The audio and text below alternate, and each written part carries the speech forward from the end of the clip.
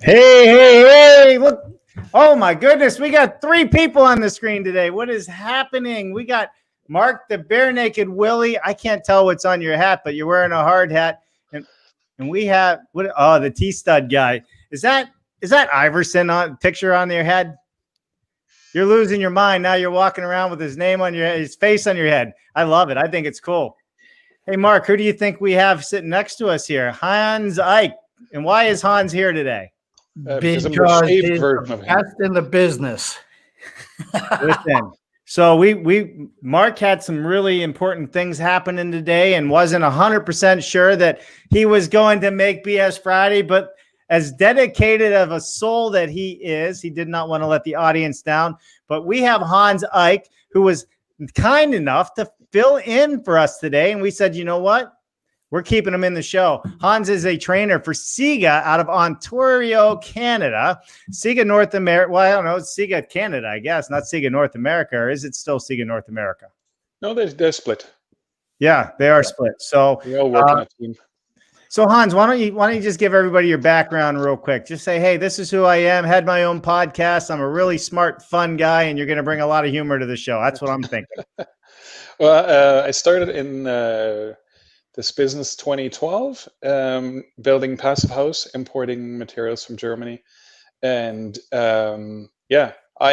hands and this whiteboard created the Passive House Explained video. And so I used to build prefabricated passive house and high efficiency homes, and now I'm with SIGA. Nice. We lost Mark Bare Naked Willie. Where'd he go? There he is. So, all right. Well, this is wonderful, Mark. We're going to have a good show today, but first, Hans, guess what? What? We're on 3 locations: LinkedIn, YouTube, and Facebook. Live right now. So please smash that like button. And also, please, if you're not following us, please follow Mark. Please follow Han. And also, please follow us, Dave Cooper Live. And if you are not subscribed to our YouTube channel, big mistake, because if you miss one of these episodes, that's where you can go and watch it, and you can learn everything that you missed that day, because we know you're busy and you don't have time every day to watch us. So there's more than that, Dave. Dave Cooper Live happens Monday, Tuesday, Wednesday, Thursday, Friday, and Coffee with Dave on Saturday. It's not 6 days just a week. Fridays. It's 6 days a week. It's 6 days a week, and we work really hard to bring you on fabulous guests, bring you on fabulous people all week long. Mark busts his butt to always find great guests for this show with us, and I have to tell you, Mark, you did it again. I mean, we got a pretty spectacular person coming on here. This is episode, if I could do this right, 24. You got it. Love that. It's been a wild ride, Hans. Yeah, I know. Hans, we're in a gang to have you on for this 24th episode, and I got so caught up. I don't even remember who you have as a guest. I don't even remember, Dave. Oh man, you're right. I think her name's Patty. Maybe Hans. Do you know who's coming on today? I think he already mentioned it. No, yes, Patty Smith. Yes. Let's do it. Without further ado, we are going to have Patty Lloyd join us right now. What is up, Patty? Good afternoon. Thanks for having me on the show. Thank you. This is what we call the Brady Bunch approach, right? So, yeah. Patty, I mean, this is a lot of fun. You know, we had the chance to talk earlier in the week, which was the first time that we had a conversation. And I asked you very, very bluntly, how do you do all of these things? You sit on more boards and panels and speak and keynotes. And I don't know. I keep surrounding myself with these overachievers so I can one day be like you. Please. I have no social life. I love it.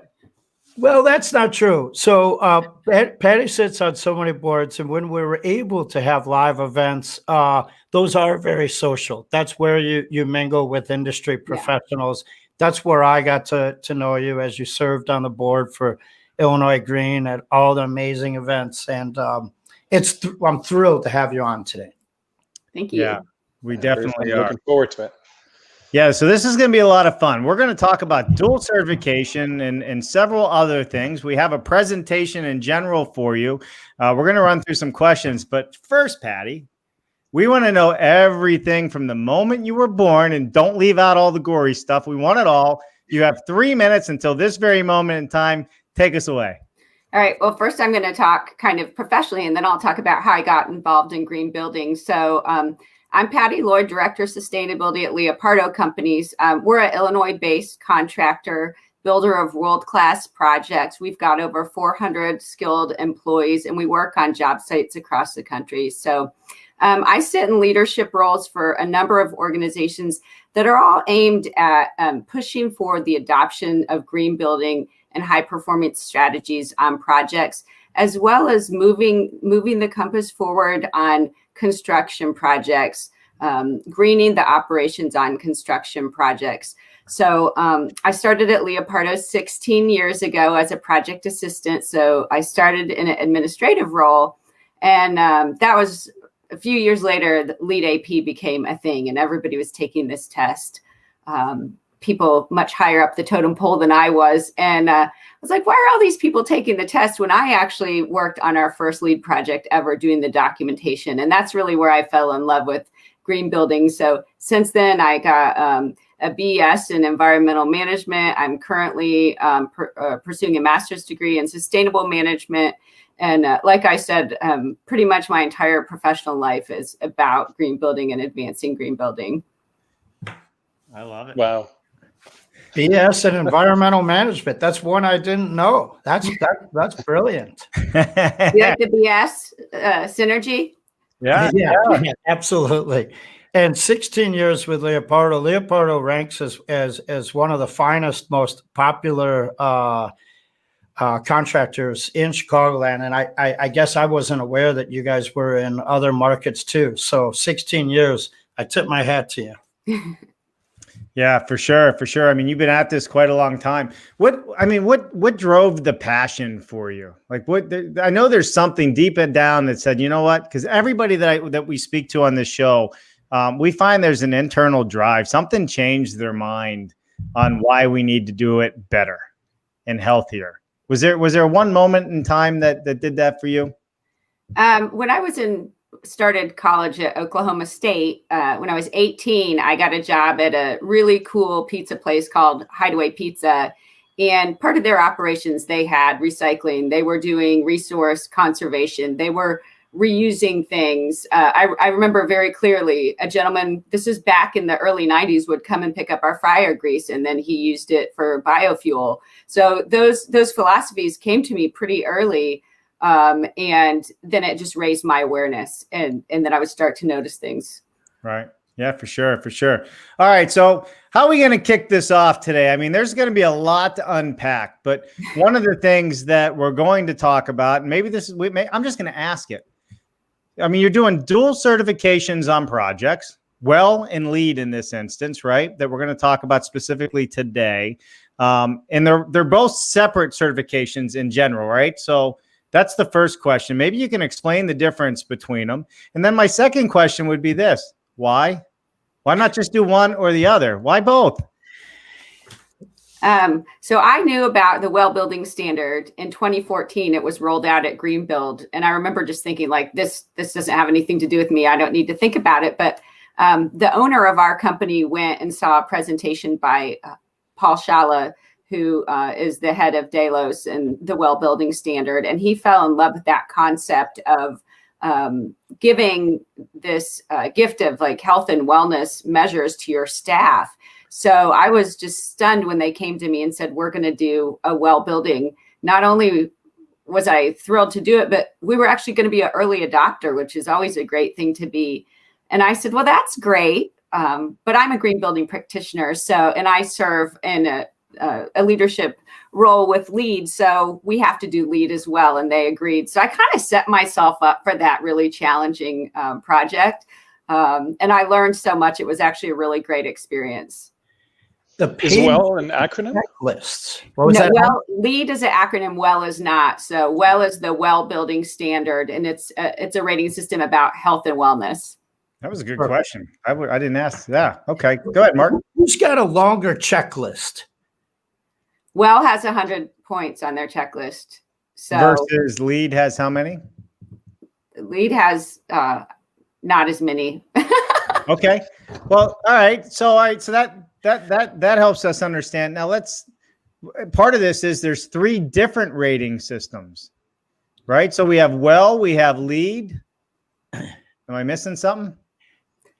That's one of the advocacy groups that Patty works with is Living Futures.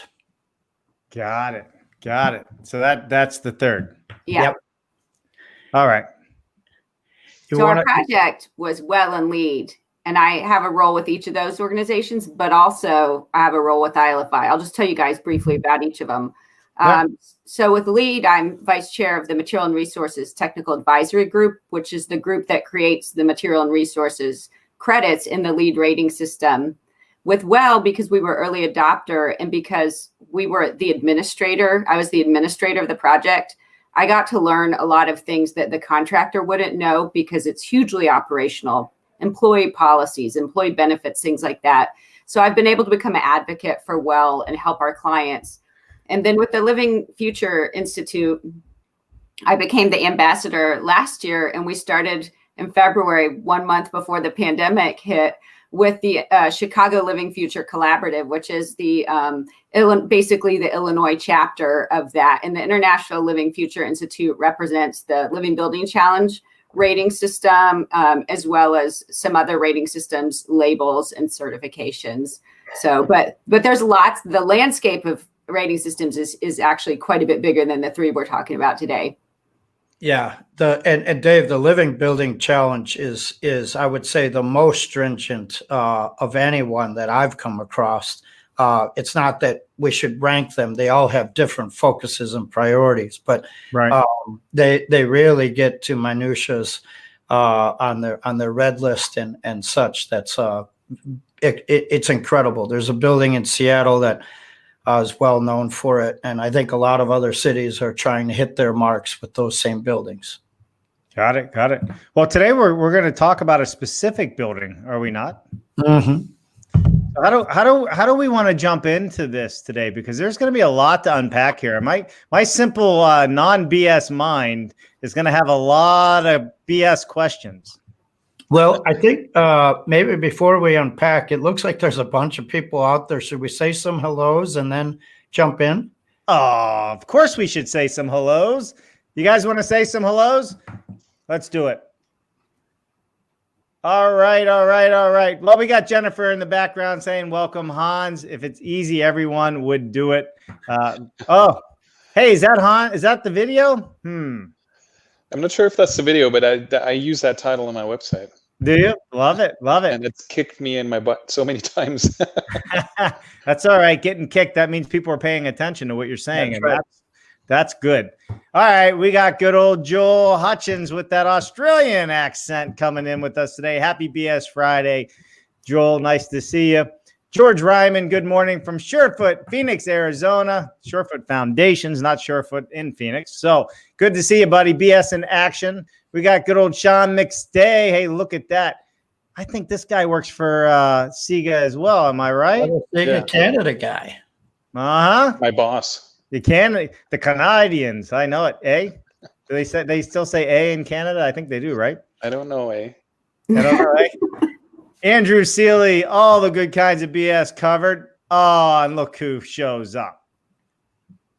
Katie Kaluzny. What's happening, Katie? Happy BS Friday. Killing it. Patty Lloyd. Love having the opportunity to collaborate with this awesome woman. Thank you.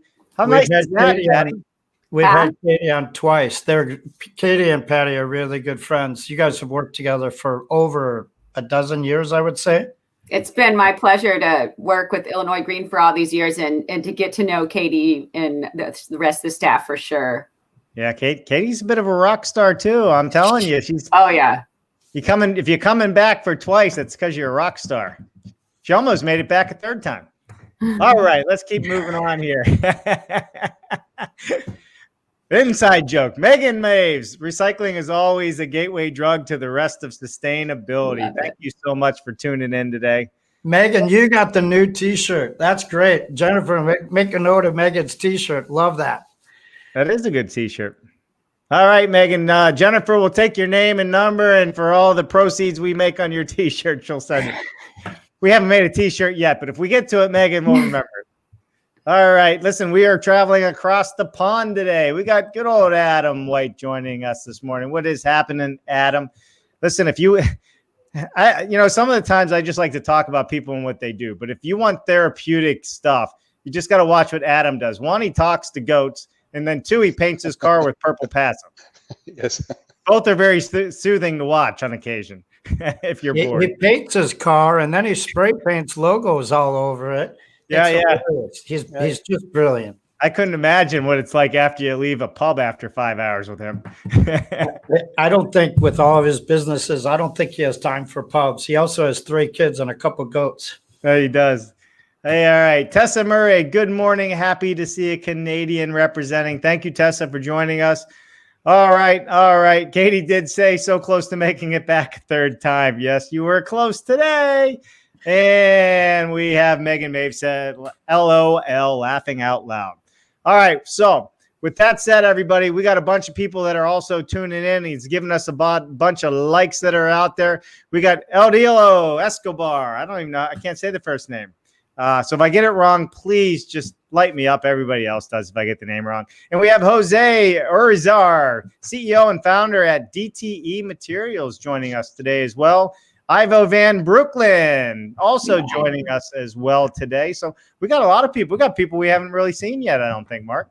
I think when someone like Patty and someone like Hans comes to the forefront, people come out of the woodwork. Boom. Nice. No pun intended. All right. Listen, so let's get down to business. Everybody's here to hear Patty today and hear Hans chime in on some of these comments. So, Patty, why don't we jump in? We have some banners set up. We have also a presentation set up. I'm going to start in the beginning of the presentation where it talks about the 49 projects. Why don't you give us a rundown, and then we're going to jump into the actual dual certification LEED project. Does that sound like a good way to go? Sounds great. All right. Sorry if anybody gets cut off here in the bottom, however this may pan out. So here we go. Why don't you walk us through, Patty? So Leopardo's been in the green building business for quite some time. We've got a number of projects certified in WELL and LEED, in excess of 50 if you take the ones that are seeking certifications right now. Since 2005, we've done over 4 million square feet of certified space.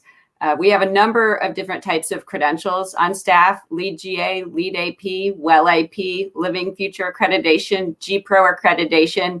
We have some people right now in the Passive House Builder Certification training class. So we're really excited about that.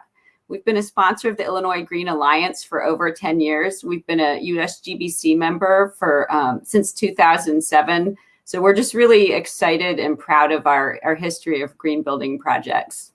Yeah, I would say, what does G-Pro stand for? G-Pro is a certification called Fundamentals of Building Green, and then they have a green construction training that are really based around field training. And so we've been able to get a pilot credit through LEED by training 30% of the project staff and subcontractor staff on projects before with this basic introductory green building knowledge.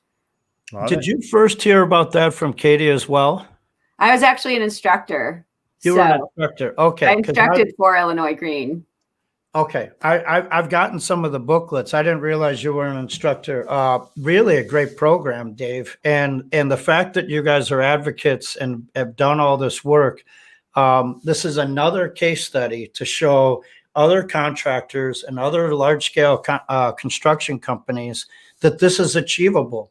I mean, you have 4 million square feet of green, healthy, sustainable spaces completed, and more in the pipeline. So that's just a brilliant case study for our industry. Yeah, very much so. Very much so. All right, let's get into this slide. This next slide is the most important slide Patty was talking about. Now, Patty, this slide that we're going to look at, does this correlate with the project you just did? No, this is just part of my soapbox of why everybody needs to build green. So let me step up on my soapbox right quick. I'll let you borrow mine. I got a big one. Yeah. So why is this slide important? First of all, buildings emit.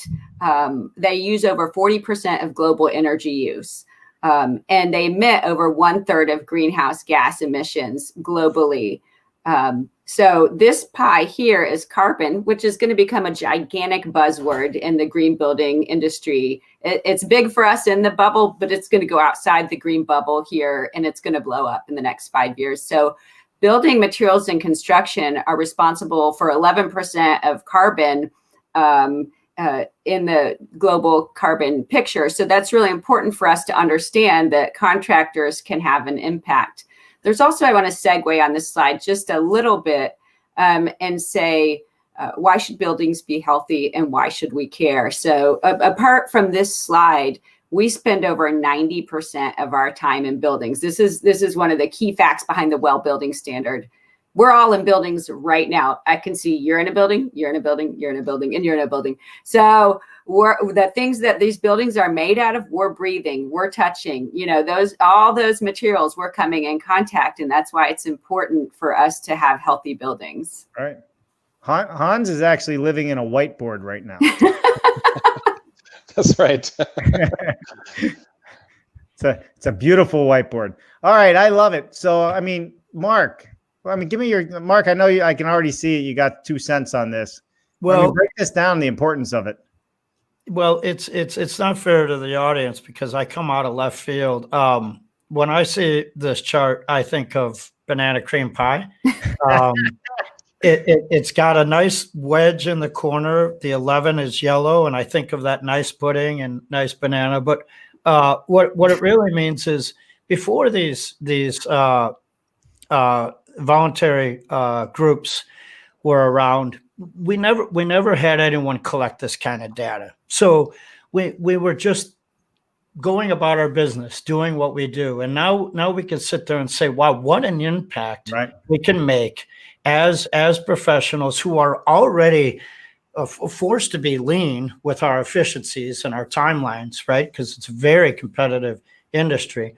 But it allows us to not be wasteful and really be true leaders and embrace these great materials, these great strategies, these great trainings and plans and schedules to be ahead and allow other people to reap the benefits. And by other people, I mean all of our clients and all of our patrons that get to experience these buildings, be it a church, be it a school, be it an office, be it a home. Now, as a result, they get a more durable, more resilient building that's eating our earth less than it had prior. Did you just say eating our earth? I said it. That's how I For breakfast. I banana cream pie on my brain, so everything's about eating right now. Right. Well, you said earlier before the show you don't really like pie charts, but you do like banana pie. Love it. Well, so all right, so let's take all this. So Patty, here we have all this great information, and you guys have built this building in Chicago, and I think this is a good segue to start talking about. All right, not only did you build the building, with the building, you did dual certifications on it, and this goes back to my first question earlier in the show. Let's walk through the why that you did this, and I know we have pictures of the building. You let me know when you want me to show a slide picture of this building. And on the inside, but I think we need to start off about, let's talk about this dual certification of your Chicago office. Well, first of all, we built the base building at 210 North Carpenter, and it was a LEED Gold for core and shell building. And so we already kind of had some advantages going for us before we took our suite, which we also build out. Being in a LEED building certainly helped us achieve some of the LEED credits for the commercial interiors rating system. The project was final certified this summer for both WELL and LEED. We moved in late December of 2018. So I think I said this before, administering the project gave me just an incredible amount of insight that I was able to use in a really cool way. It brought me closer to the staff in our Chicago office, who I don't work out of that office, but I basically spent lot of time there over the last 3 years. And that was a really cool part of the experience for me as well.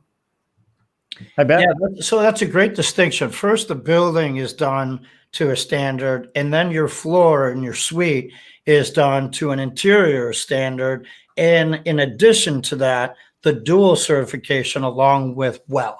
That's a lot of checklists. It's a lot of coordination, right? Pinch points of who is responsible for sourcing, who's responsible for installing, who's responsible for checking, verifying, and submitting. That's a You're looking at her. yeah. I knew I was. That's why I wanted to really state how much is involved in that. It's not just looking at receipts and purchase orders, right? It's the nitty gritty. It's the ingredients down to the minutia. Can I give you an example of that? This is a really complicated part, but the building was LEED version 3. Our suite was LEED version 4, 2 separate versions that have considerable differences. We used a lot of the same subcontractors. So the caulk that was okay to use on the base building wasn't necessarily okay to use in our office because of the emission standards, and some of the standards were different from the rating systems. So version 3 caulk had to take a walk, so version 4 caulk could walk in. I love that rhyme. Version 3 had to take a walk so version 4 could talk. I don't know. All right. I think Hans is thinking So about does- tapes yeah. right now instead of caulk. Is there overlap between WELL and LEED? There is some overlap. There's some overlap with the emission standards. There's overlap with a credit called material ingredient transparency. There's overlap in some weird credits like public transportation. LEED wants you to be near public transportation because it's environmentally friendly to use mass transit. WELL wants you by public transportation because you're going to walk to the train station, and so you're getting mobility. So alignment, but for totally different reasons. Got it. Sure. That's really interesting. Mm-hmm. And on top of it, it's a beautiful space, right? Not just is it a healthy, well thought out material for material, checklist for checklist. It's a beautiful space, welcoming, inviting. I know because I've been there, right? Should we show it? I Yeah. think we should show it. Look at that. Nice. So one of the things that WELL requires is that you celebrate your culture. Living Building Challenge also has some credits like this. So because we have SelfPerform carpentry, that Leopardo logo is spelled out in drywall screws. So that's a material that our carpenters are using every day in their work. You know what, Patty? I don't think everyone in our audience is familiar with what a SelfPerform contractor is. Great point. So we're a general contractor, but we self-perform several trades, meaning we don't have to hire a subcontractor to do the trades of interior demolition, carpentry, drywall, painting. We also have some electrical services in-house. So we have too much work for our self-perform departments to do all that work on all our jobs. So we do use the Chicagoland subcontractors as well. So what that also allows for is because the same crew is doing a lot of the jobs with the build outs and the fit outs and the finishing, they're already familiar with those materials and the practices that they need to adhere to throughout the project. Yeah. Wonderful. So you said something interesting. So WELL, there's a culture side of WELL. Help me understand that, because this is a big conversation in the offsite world, and I know we've talked about it, but it's taking a cultural shift in everybody's mind, how we live, how we want to live in the future, how we build, but we're not seeing the shift from up here, the old school guard. We're seeing a lot of this shift come in with the newer programs, with the younger generation, at least on the offsite world. And I think that's really interesting that you just tied the WELL program in with culture. There's a huge cultural part of it. We started building culture 6 months before we moved in, where I did presentations to our staff, and I said, this is the WELL credit we're pursuing, and this is why it's going to be good for you. A couple interesting cultural things is the gym in the building. First of all, it's an incredibly cool gym, but a workout culture has formed in the office in which there's cool classes and people in the office go in groups, like 6, 7, 8 people together to do these classes. One of the things Well does is build in default healthy things so that you don't have to make the choice. I think a lot of us have found that if you have a choice, if you need to choose to do something healthy, maybe you won't do it. Another cultural thing was the snacks, which was a huge part of my life. It took forever to get the right snack mix down because we had to have healthy snacks with a really extensive spreadsheet that I had to track it all out on. And like finding vegetables that our staff wanted to eat regularly, that was really challenging. Let me tell you, the carrot sticks and celery didn't fly. So that's all within the 100 points of the Well system? Yes. Wow. We had to change our travel policy. There were a number of policies that were changed. Our staff have a subsidy to the gym. Those are all cultural, operational sides separate from the construction and design. But right in the office area, Dave, there's stations where you could go over with your, recyclable mug and go over and get fresh water. And I don't believe I saw any sort of soda machine or anything like that sitting there. It was brilliant. And for all of us in that were guests, we all had our containers, right? So it was perfect. We went in and there was fruit sitting out. It was an ideal office setting, and it's what the culture we all need. It's health oriented. Right. It's not just about the building. It's about the experience and the lives of the people inside. So the printer is always on the other side of the building. Say it again, Hans? So the printer is always on the other side of the building. Actually, you shouldn't be using the printer, but we got low emitting printers. Yeah. What is that? A low what? A low emitting printer. So it's got a special rating. It doesn't emit particulates and pollutants into the air. So it can be out in the open. Right. You mentioned a name earlier in the conversation, Delos. I'm assuming that's DELOSE, right? And no, DELOS. Delos, right. Now they're all about healthy living. They're big in the environmental world, especially big. Like sound, smell, everything within a building or a home. I even think it goes all the way down to the beds they use.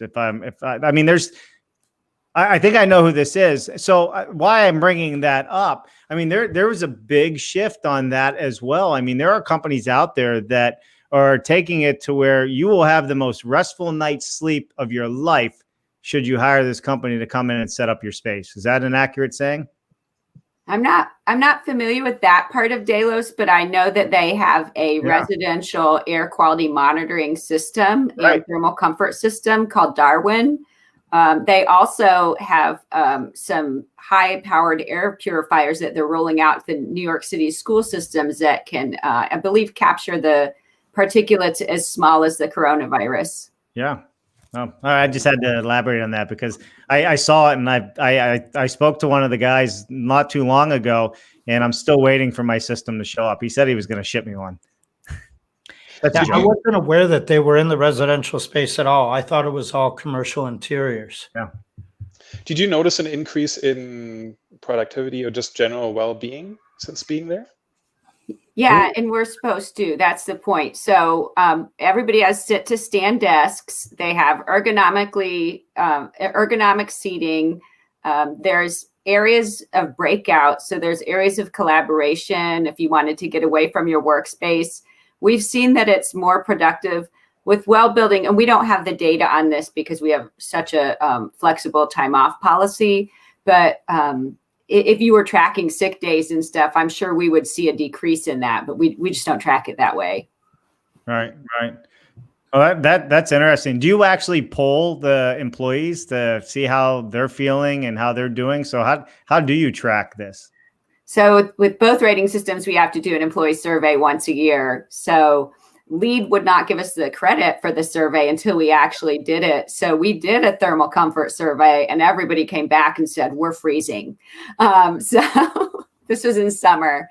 And so we are so fortunate to have such a great landlord, Sterling Bay. They met with us.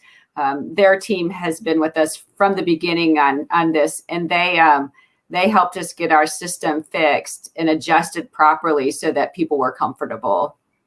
Yeah, and it's not easy to do, Dave. These buildings have large glazing packages, right? And so you're getting the sun in at some points, and it's hard to control that. It's harder than people realize.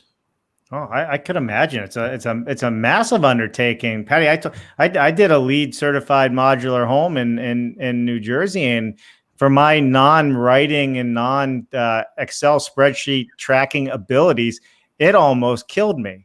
Just the process, because it was so much effort and documentation. So I know exactly what you're saying. You know, maybe it's more digitized, I'm sure, today. Yeah. But, you know, when we did it, it was. I got it behind me, man. It's like I can't even put my hands on the screen. It's that big. I spent 8 hours going through a finished schedule yesterday, looking at every single product on the finished schedule. Yeah. So we kind of answered this one already. I didn't put the banner up as we were talking. I should have, but why is healthy and high performing a good choice? And I think you've kind of answered it, right? It's for the well-being of not only our environment, but those of us that live in our environment. Can I say my cliche statement? Oh, go for it right now. What's good for the environment is good for your health, and what's good for your health is good for the environment. There it is. Thumbs up for that. I love it. Yeah, you're absolutely right. 100%. T-shirt, right. Jennifer, T-shirt. Write it down. Here we go. All right. So we have some people chiming in the background here. It looks like Joel has a comment or two. Let me see. 1 second. Oh, sorry about you guys. What is the process for rating on a component level as we see a move within industrialized construction to components and products rather than projects? It would be great to see these ratings applied at this level.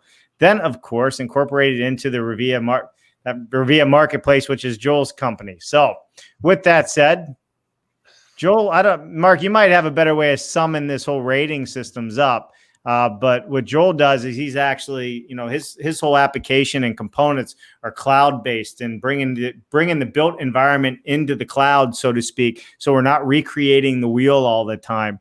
And I think that's kind of what Joel's saying. How do you bring these certifications into that design capabilities? Joel, correct me if I'm wrong. If I was too technical, I'm not so technical. So Patty, what he does, if you guys have figured out this sort of system, so let's take their plumbing for instance. They have it all set up so that not every engineering and architectural firm has to redraw it. They pull it out, put it back in. So it's an exoskeleton digitally that's passed on and moved. And I think Joel, a lot of us were hoping that you could take a project and you could press a button to see what you need to do to make it a LEED project, and then press your next button for your well, your next one for your passive, your net zero, your living building. We're hoping for that button, and a lot of us thought that button was coming out about 10, 12 years ago. I believe those buttons are coming, and that digital, the BIM, if you will, it all is helping, but we have to remember that still the craftsmanship and the execution and the commissioning are all the later stages, and that training and those assembly techniques and those steps involved are epic, because we can plan all this and we could streamline all the front end.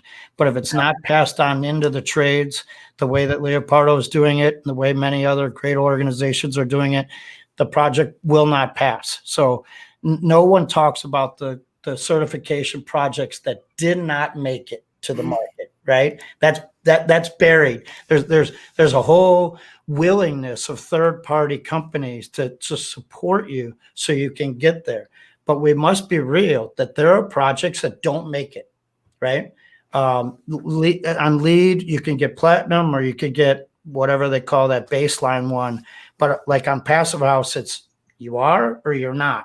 Right. So it's very comprehensive, and it's all possible with hard work. What's your line, Hans? You got a line about that? Yeah, I actually hope that this button doesn't exist or doesn't come along, because certainly there's good ways to reaching your certifications, but if everybody just uses the same solution all the time, then everything becomes boring, and we get the same building shapes. It just becomes so standardized, the whole world. So we need the designers and just the intuition of them to create wonderful spaces. Well, all right. So this isn't going to be a sales pitch for Rivia with Joel, but I mean, that's what they're doing. This is a collaborative environment for all architects to collaboratively work together and build things in the cloud so everybody can use it together. So I think to what you're saying, yeah, like an easy button sometimes puts us down, down the rabbit hole. But in this case, it might actually expand, to mole holes. I think moles have more holes than rabbits, right? Yeah, they do. there are a lot of buildings, multi-unit buildings that rather than go through a comprehensive design, they could be replicated, right? Yeah. Why do we have so many silos out there? So I like what Joel's doing, and that's why we're here, Joel. So now you and Patty know each other. You could come down to Leopardo and there you go. Have a field day. Do some driving range and experience the WELL and LEED dual certification with the SelfPerform crew. Absolutely. And I think all these rating systems have like a portfolio or a volume program for when you do have those cookie cutter projects that are all the same, because it's like all units of a retail string or something like that. Yeah.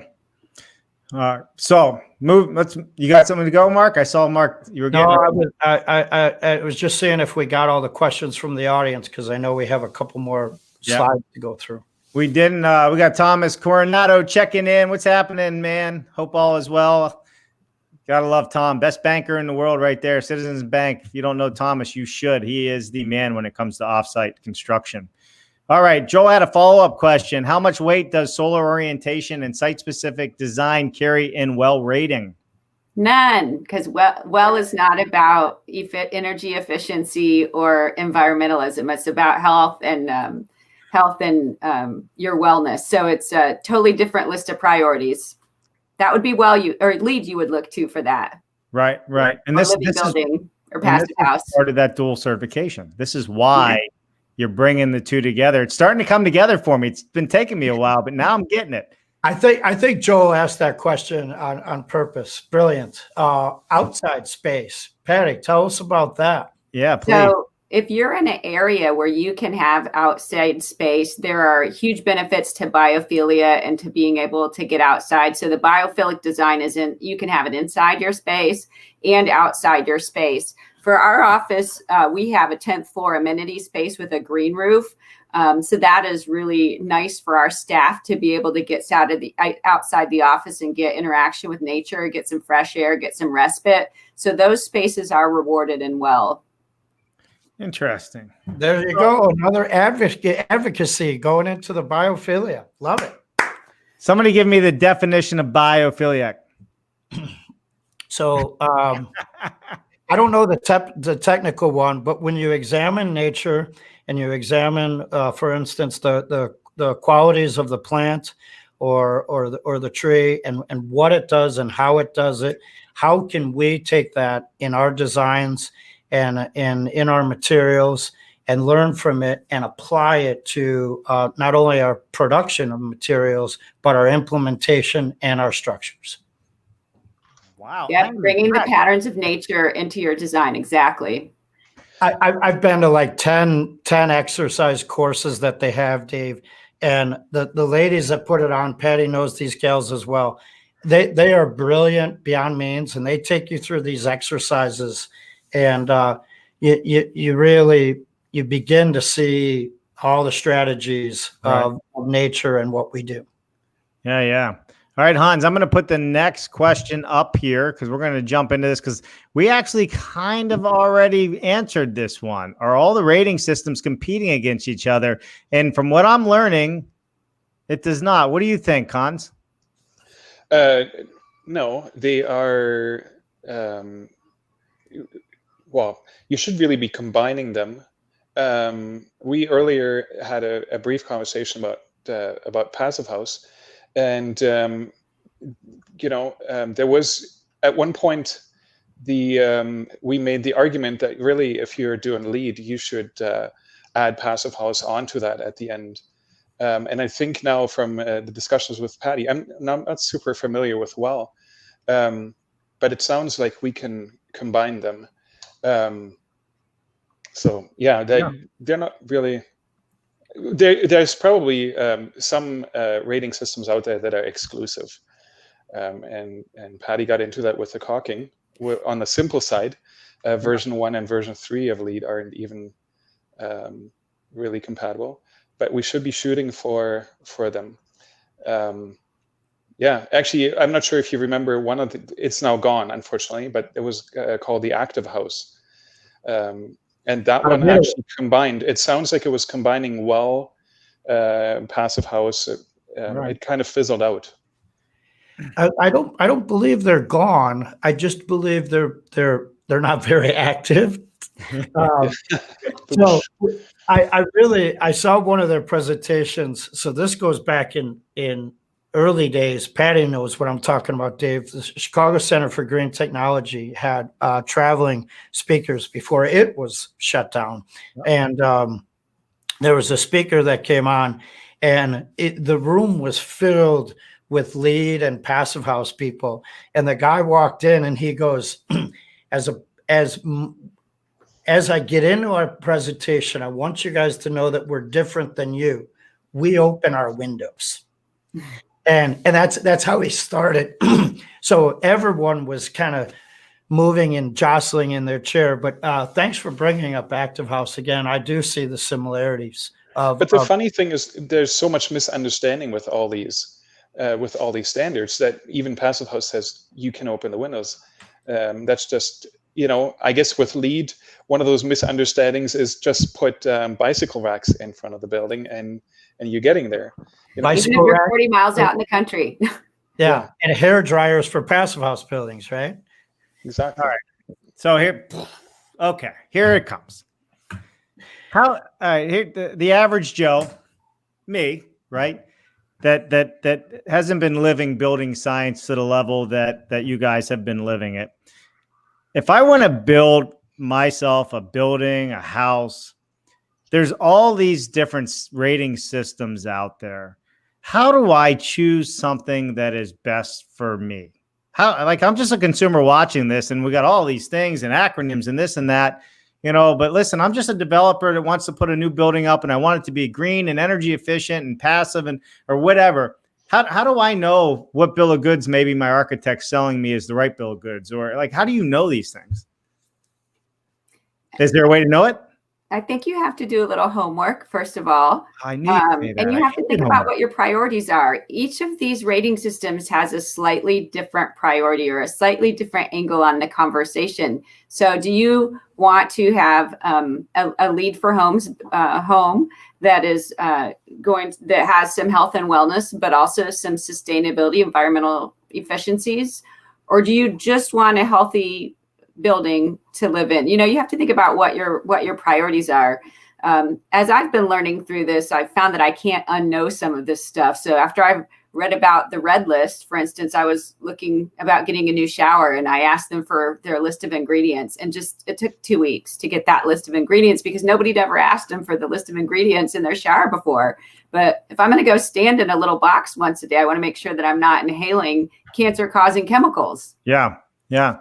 I think this could be a good show, Mark. Maybe we should take all of these different programs and I just watch you break them down for everybody. Well, the other thing, Dave, is it also depends on whether you're talking about existing buildings or new construction. So to identify your direction on existing buildings, it starts with an evaluation of the building, right? You have to test it, which is why we had third-party people like Joe Konopacki and Lindsay Elton on to give us the red door of truth. Yep. And to tell us what's happening with the building, where it leaks, why it's leaking, where it's combusting, and what kind of BTUs are being used for the building. So there's an evaluation before you can even get to that stage. And when you said, what do you ask your architect? your architect should be the right person to also put those platforms in front of you and show you the many third-party voluntary systems out there. And I really like what Patty said right at the beginning, is that she said, you really got to ask yourself, what do you want? So when I go to a restaurant, yeah, I get sometimes really overwhelmed with just seeing what is all on the menu. But I just have to put the menu aside and say, hey, what do I really feel like? And then I'll look, can I find that? So you ask yourself what you want, and then you look which rating system is actually going to work for you. Hans, I love what you just said, and Dave knows I use this all the time. When I sit with clients, I say, we do not go to a Chinese restaurant and expect the chef to prepare lasagna. Right? That's not part of the plan. We have to start out with the ingredients and what we're expecting to feel and experience on our plate. So love the restaurant analogy. That was really good. I love it too. Unless you go to a Chinese diner in New Jersey, you can get roast beef and meatloaf and everything else, I would imagine. That's a joke. I don't really know if there is a Chinese diner. I was just having fun. All right. We're at 54 minutes. We got some comments there. We're going to get to the comments, but why don't we just speed round these last two, and then let's get to the audience. What do you think, Patty? Sounds good. All right, here we go. So I'm going to put this up. Hans, you're going to read it for the audience to bear. You ready? Where is it? Has the pandemic raised awareness on healthy spaces and spaces that are environmentally sustainable? Yes, yes, and yes. I've talked to so many owners, so many developers, so many clients. The well building standard registrations have grown exponentially since the pandemic started. Interest in the well health and safety rating has been really high. Interest in rating systems like Fitwell or the LEED health and safety pilot credits, all of that has been really high. I will caution, there's no COVID-proof building, but science-based programs like WELL can give confidence. Yeah. You know, in the comments section, Patty, after today's show, maybe some links to Leopardo and to those pilot programs that the folks that are tuning in can dive deeper. They can review your projects on your website and see those details and see how they could apply that in their spaces. Even your competitors, I invite them to dive deep, because that's what we're here for, is the advocacy. Thanks, Dave. Yep. Down in the bottom is where you can find it at leopardo.com. Walking across. All right, Hans, here's the last question for you to ask coming up right now. What is the importance of third-party rating systems in the marketplace? I think they're really important. I will never, ever discredit someone that's putting healthy or sustainable measures into their project, because all those things need to be happening all across the scale. But if you want to market your building or your product as sustainable or healthy, third-party certification with the rigor and stringency that is part of that process really validates those statements. So I review hundreds of material submittals a year for these different rating systems, and I do see a lot of greenwashing. But if I see that it's third-party validated through a manufacturer program, then I understand that, oh, this is real and I can count this product. So it's the validity argument. Yeah, and more than that, Illinois Green has it on their site. The green projects, the third-party systems, they always sell faster, right? And like April Hughes and Scott were saying last week, the first showing of their passive house, the place sold, right? Wow. First showing. Now that does happen with code build homes, but also there's the data out there for our schools and our workplaces, and you've seen it in your own organization, that people are, because they're healthier, they're sick less. Because their environment is comfortable, they attend more, right? And they're able to get more done because their brain is not clogged with these things that are emitting things that cause our thinking and cause our actions to not be good, right? Yeah, I agree with that. Why we say healthy? Because if you're not healthy and comfortable, the alternative is you're sick and uncomfortable. Can't stress that much. That's why we're third party. That's all I got to say about that. I love it. Absolutely. All right, let's get to some more comments. And guys, we're going to wrap this up. If you are listening, please hit that like and share button right now. And please follow all of us or connect with us on LinkedIn, YouTube, and Facebook. And if you're not a subscriber, please subscribe. And also, Mark, I want to throw this one out here because I'm becoming a big supporter of Stone Pile Construction College. Mark, I don't even know if we talked about Stone Pile, have we? I watched your presentation. Yeah. Maybe it was on a Wednesday, was it? The guy was brilliant. Yeah. It's very similar to the G Pro that Patty's talking about. Go ahead, Dave. Yeah. So, okay. So it's not to compete with G Pro, but here's what's great about Stone Pile and why I'm such a big believer. You know, when I got out of high school, I went straight to the military. School was not for me. I spent 10 years pounding sand. Now, with that said, what's really cool about Stone Pile is they set up this program so it's not traditional. You just need a high school diploma, and you need to write a paper on why you want to attend this college. And you can get an associate's degree, you can get a bachelor's degree, and you can get a master's degree in offsite construction. Wow. Why is that important to me? Because most people in the construction field do not think, they think with their hands, right? They understand the process. They're higher education and the way the system's set up, in my mind, was not traditionally meant for them. It wasn't meant for me. And that's the route I decided not to take when I joined the military at first. I did go back, but that's why I think it's so great. And they have a program set up for prisoners as well. And I just think, it's a reform, and it's a way for people that, hey, listen, maybe I'm a little bit older. I don't have time to go get SATs and try. This gives somebody an opportunity. And I think it reaches the masses, and it's online. So it's global. I'd like to see Professor Patty and Professor Hans teaching one of their courses. I love it. Let's do it. Should come up there. All right, let's get to the comments here real quick, and then I get off my soapbox. So thank you, Stone Pile. All right. Where are we at here? Oh, Megan Mave, she just says, boom. Thank you, Megan. I love it. All right. Also an advocate. She's hosting meetings throughout her career at various companies that she worked for. So, it's amazing when people go to their companies and say, there's this group in our city that's trying to make a difference. We need to give them a space. We need to give them a place. We need to give them a voice of choice. And Megan's one of those people that have done that for years. Love it. Megan's been active today, so she's going to get the gold star for She sure. loves Patty. Who doesn't? You just never know who's in the mood to chat, right? All right. Andres, Guten Tag. Dave and Joel are not wrong. It is quite possible to manufacture on a large industrial scale, still allowing for custom design options while following and operate under sustainable principles. Andreas, love it. Thank you.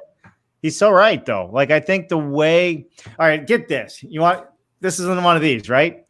We had a call earlier today with somebody from Italy, and they're working with somebody that's doing a program. Everybody heard of IBM? What's the computer's name? Watson. It's the big computer that thinks, right? It learns and grows. Well, they have a design now where you just tell the computer what you want, and the computer comes up with the computations and the design, and it runs all the parameters. And what they're finding is it's actually coming up with ideas that nobody else has even thought of that are better than what the human can actually do themselves. So if Watson, if you're listening, I would like a cream pie, and I would like Hans and Patty and Dave to have a slice as well. You like whipped cream on top of that, just a little bit? No. Well, now more than ever, we should be able to customize constantly. Yeah.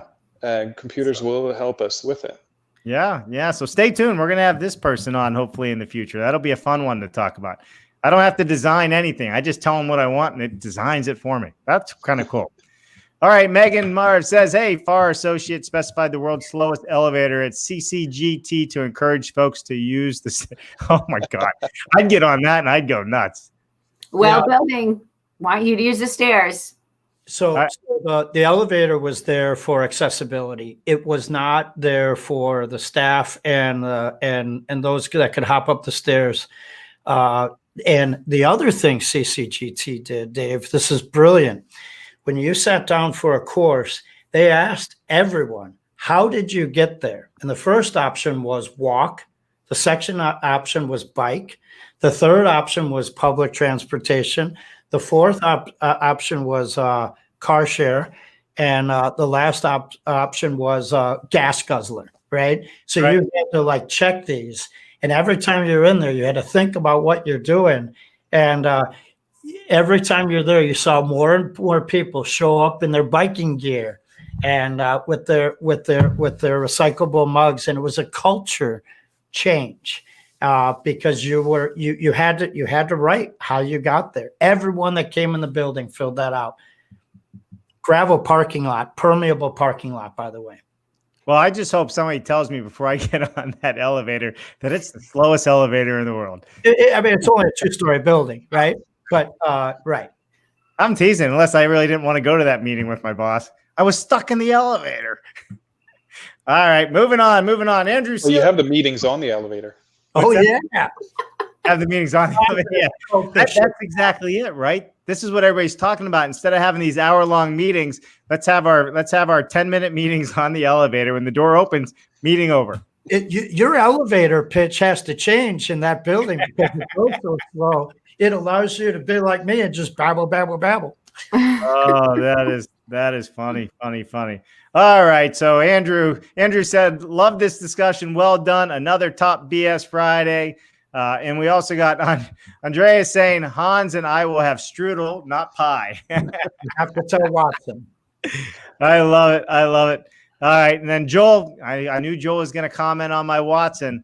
Watson still needs the data to make the decisions. If we have it, we should give it to the architects as well. We need to digitize to industrialize. So I love it. Joel, this is a standing invite. Go to Leopardo, meet with Patty. You guys better be connected within 10 minutes of the show ending and get your butt to Chicago and meet their incredible team. That's right. You can't sit down there in the Carolinas in that warm weather forever. Get out there and do something, Joel. All right, everybody. Listen, so one more. Thanks, Joel, for another T-shirt idea. Digitize to industrialize. Right on, Jen. Joel's going to have a T-shirt on. Joel, next time I see you, you better be wearing that one. So we have some announcements. Are we at that point, Dave? We're at that point. Yeah. So we talked about today. We talked about LEED. We talked about the work you're doing with the Living Building Challenge. So next week, Katrin was not able to join us again today, but FIAS is hosting their Hootenanny in the evenings next week. And you could go to the FIAS website and join on Monday night. I'll be speaking with Dan Whitmore and Tim McDonald. Tim's been on the show. Dave knows him. And every night next week, you can join FIAS right from your computer. So please get involved in that and learn about another third-party system, the Hootenanny. Did I get it right? Is that how you spell Hootenanny? I believe it's E, Hoot, E. Oh, All right. This is live, man. We're on the fly. It worked just fine. I think all right, everybody. Hootenanny, you could have fun spelling it many different ways. It's all about having fun. Love it. Have fun with your strudel and pie. Patty, Lloyd, thank you so much for joining us today. Thank you. It was so fun. Hans, thank you for joining us as a special co-host. I love it. Thanks And for Mark, having me. I'm glad you're here, buddy. I'm glad I could be a part of this. I'm very impressed by Patty and Leopardo and Hans. It was great to have you on today. And I want everyone that's not connected to both Hans and Patty to reach out. That's what the platform's for. Connect. We're live. Dave's telling us we're live. So I'm out of here, and I enjoyed today. I thank everyone for hitting the like and following the show 24 weeks in a row. Next week, Corbett Lunsford, episode 25. Don't miss it. Episode 25 coming up next Friday, BS Friday. Hans, Patty, thank you so much. How about giving me a thumbs up and a big smile? All right, everyone. I'm Dave Cooper. We will see you tomorrow at 9 a.m. Coffee with Dave, where we will review everything that happened this past week and what is coming up next week. Monday, I believe at 1 o'clock, we have Mark Farmer going to be on. Mark Farmer wrote Modernize or Die, which was adopted by many different countries now, I believe, for codes and what they have to look at when they decide to build. So it's going to be a big conversation, and he's consulting all over the world with world leaders on how they can have their countries modernize or die. That's going to be a cool one. So 1 o'clock Monday, everybody. Thank you so much. I'm Dave Cooper, Mark Bare Naked Willie, Hans Ike, and Patty Lloyd today on BS Friday. We'll see you next time. You two hang out right there. We'll come back to you in a few minutes. Bye now. Thanks.